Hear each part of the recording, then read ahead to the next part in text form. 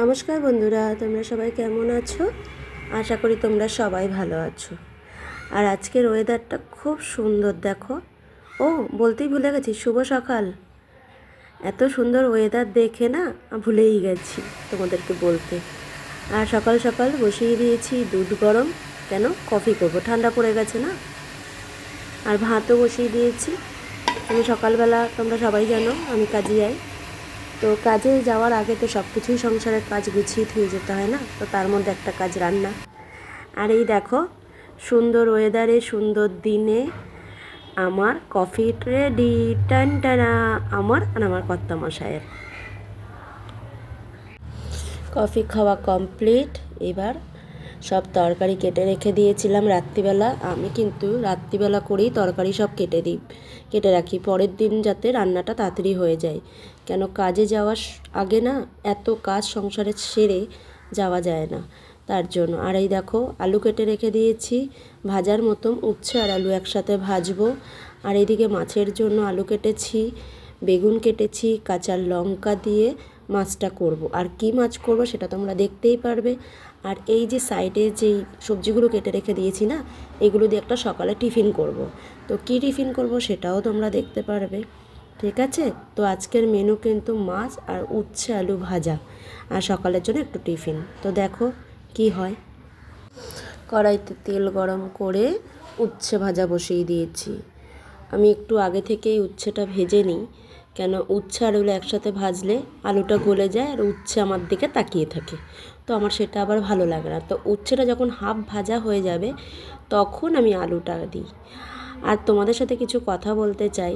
আমি দেখছি আমার ভিডিওটা তো সবাই দেখো, কিন্তু কেউ কমেন্ট করো না। আমি কি খুব খারাপ ভিডিও বানাই? তো আমাকে বলে দেবে কেমন টাইপের ভিডিও তোমাদের দেখতে ভালো লাগে, আমি সেরকমই তোমাদেরকে ভিডিও দেওয়ার চেষ্টা করব।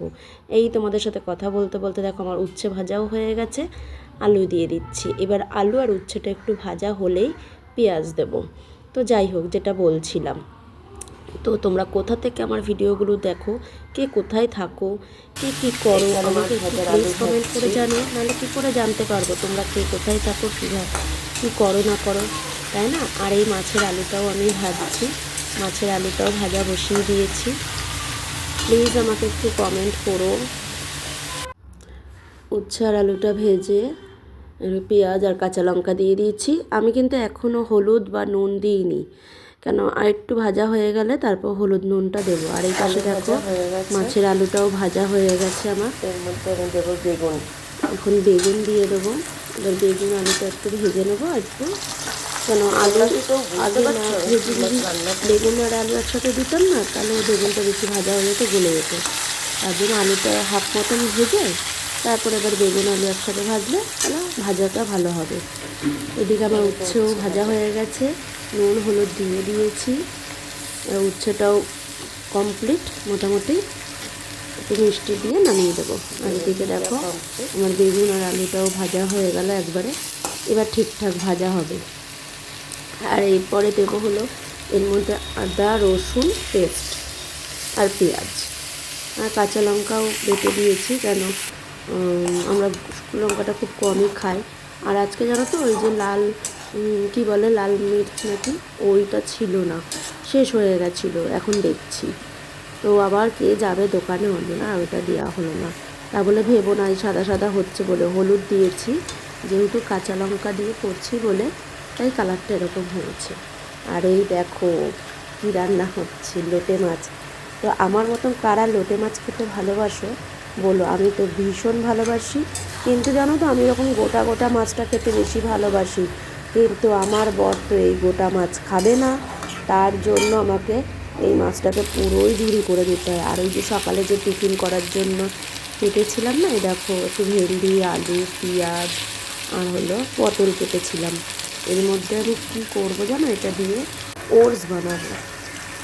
একটু ভাজা ভাজা করে হয়ে গেলে তারপর ওটস দিয়ে একটু জল দিয়ে গরম জল করে রেখে দিয়েছি, গরম জল দিয়ে ওটসটা বানাবো। সকালবেলার দিকে একটু ওটস করে নিলাম, টিফিনটা হয়ে যাবে, কারণ আমার বড় খেতে পারবে আর আমিও একটু খেয়ে যেতে পারবো, নাহলে না অনেকটা টাইম থাকতে হয় খালি পেটে, ওর জন্য।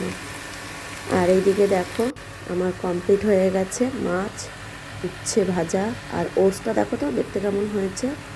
ওটস আমি এরকমভাবে বানাই, জানি না তোমরা কীভাবে বানাও। আর এই যে আমার মাছ। চলো tata tata tata tata tata.